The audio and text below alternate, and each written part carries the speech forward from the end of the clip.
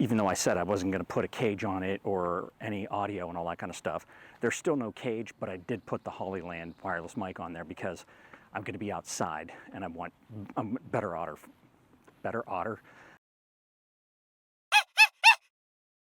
Hey everyone, welcome back to another Monkey in the Wild. I'm walking into Pleasure House Point currently.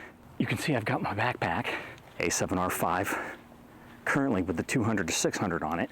I'm filming with my ZV1 Mark II, although, even though I said I wasn't going to put a cage on it or any audio and all that kind of stuff, there's still no cage, but I did put the Hollyland wireless mic on there because I'm going to be outside and I want better audio for this video. Today, finally, is testing day for this new camera. If you follow me at all, you know that I had a problem with my A7R5, and I thought it was with my Sigma 500mm lens. I would take a picture, I would, I don't know, walk for 20, 25 yards, pull the camera up to take another picture, and there was no communication with the lens. It wouldn't autofocus, I couldn't manual focus, nothing. So I'd have to shut the camera off, wait to hear all the clicks, turn it back on, and then I would get communication with the lens again. Usually. It started to get worse to a point where I had to do that several times, and once I even had to pull the battery pack out to get it to reset. I thought that it was just a, Sony being douchey with their third-party lenses and how they block shit. Then decided that I would test it with the 70 to 200 Sigma and immediately had the problem again. So I knew that it was not the lens, it was in fact the camera. So frustratingly, I ended up calling KEH and they were very good about it. They said, you know what, we have another one, just send that one back. We'll give you another one. So I did that and got this camera back on Monday.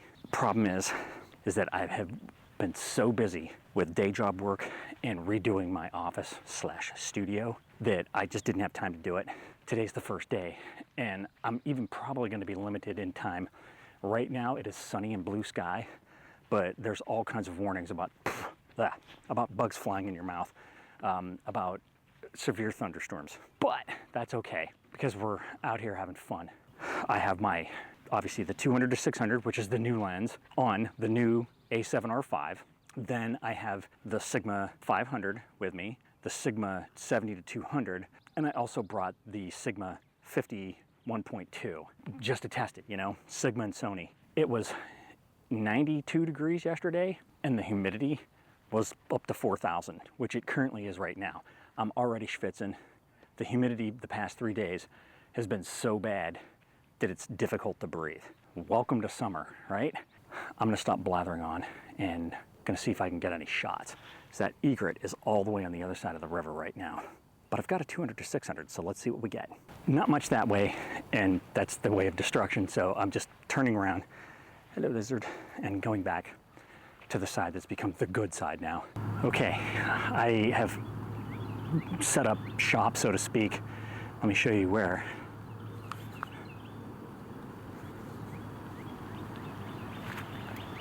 Small little path.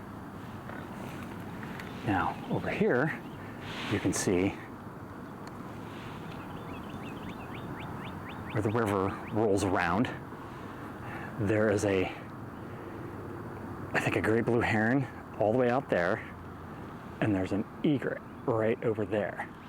Everything is always on the other side of the river today, and I think it's because I've come across some fishermen that are on this side, and they're, I don't want to say in the way, but they're clearly keeping the birds from this side of the river. And there's not that much out here right now. The spot that I'm on right now, I'm on a bunch of reeds that have been pushed over, and it's very squishy underneath. It's probably not gonna be a place where I'm gonna be swapping lenses out. But I can say for sure that I have been taking pictures with this camera all week, and since I got here today, and there's been no problem. And because the lens is so much heavier, it's a little challenging. But it's also a good way to test it, because I was thinking maybe the lens was just too heavy and it was losing connection with the mount. The mount was messed up, but what happened to that one is not happening to this one. Yay, the monkey's back, and I couldn't be happier about it. I'm gonna move because this is just not a good place because it's just too squishy. Okay, so here's an interesting angle. I had this on this mantis pod that it has power to it. It has a power bank in it, which of course I want for this shitty battery that comes in these little cameras like this. So I just hung it because it's not as flexible as the other Mantis pods, but it still has the little grip on it on the one leg so that you can kind of hang it off of shit. So I have it hanging off of this fence here, which made the camera upside down. I was like, okay, how am I going to spin this to get this to work? But the camera flipped the image on me. I mean, like, software did it already. So now you're basically looking at me, you know, with the sky straight up. And that big ass bird just flew over us. I saw that in the corner. So I'm gonna real quick take a picture of this just so that you can see what I'm talking about. Technology is grand, let me tell you. Okay, so this kind of does suck though, because I'm in the direct sunlight with Shore Drive right behind me. I keep looking at the screen, then back to that habit. Anyways, so Shore Drive is right behind me. There's non-stop traffic. I'm sure it's picking all that up. Sorry, but this is the only place that I can go that isn't squishy because of how much it rained, and I am not changing lenses in squish. I mean, I would love to walk down over there, like underneath where the nest is for the Osprey, but there's no way. I mean, it's squishy on the best day. So if I go down there now, I'm just gonna sink in mud. And I don't wanna do that. Wah. All right, I'm gonna change lenses now. So I've been shooting with the 200 to 600. I'm gonna go with the 500 now, test that out. Stop looking at the screen. Okay, got the 500 millimeter back on now. Let's see what we see. I mean, it's only 100 millimeters in the grand scheme of things. That's what 61 megapixels is for. Stop looking at the screen. And it is still, like, I can still see the egret over there and the great blue heron over there. But having the versatility of going between 200 and 600 is really nice.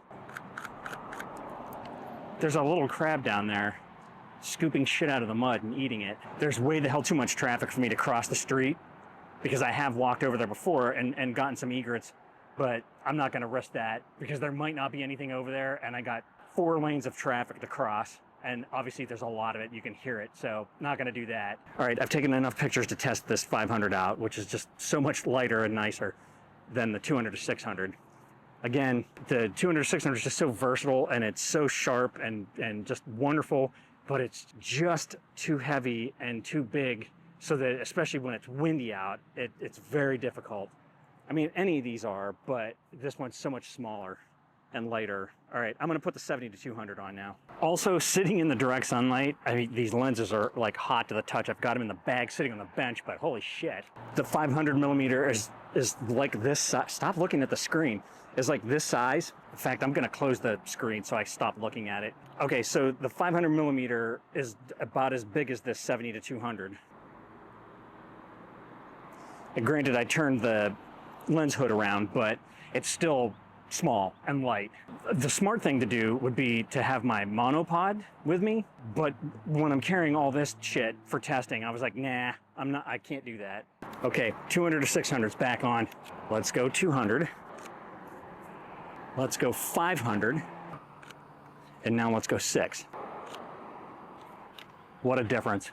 It's amazing. It might not look much, but when you're faced with a bird that's all, you know, like way the hell far away, that and the 61 megapixels, all the difference in the world. I would not trade this setup for anything. I can definitely say that having this 200 to 600 gives me options. It gives me the versatility of not just having 600, because sometimes 600 is just, you're too close. Same with the 500. I get bangers for the birding stuff, but if I want to do anything else with it, I can't. With this, it's just like having the reach that you have on a 70 to 200, where you're just like, oh, I wish I could have a little bit more. But now you're starting there, and you're going all the way out to 6. All right, I think I got the results that I'm looking for by coming out here and testing all these lenses. All the lenses work just fine. Without even looking at these pictures on a computer, I know that they're gonna be just fine. They're gonna be awesome. The camera, I've tested it now. I've shot on pretty much every one of the lenses that I have that I would ever use on this camera. And I can safely say, like I said before, that the monkey's back. All my gear works, and I'm looking forward to a fantastic summer of getting some amazing shots. So I'm gonna end this video right now, but I'll just put a little slideshow in there for you. Let me know what you think. about everything for that matter, all the lenses, all the gear. Are you looking forward to the fact that it's now summer? Are you getting off the couch and getting out there? I hope so. Okay, enough. And I haven't said this in a while, so I might not say it the way I always do, but get off your ass, get off the couch, get out there and enjoy nature. You don't have to take any pictures, you don't have to take any video, but at least get out there and enjoy the world around you. Because sometimes you can't. And when you can't, it sucks. And I know that firsthand. So thanks for joining me. Let me know what you think of everything. And I hope to be bringing you a lot more Monkey in the Wild videos now that my life is in order a little bit better. So see you in the next one, hopefully. Bye-bye.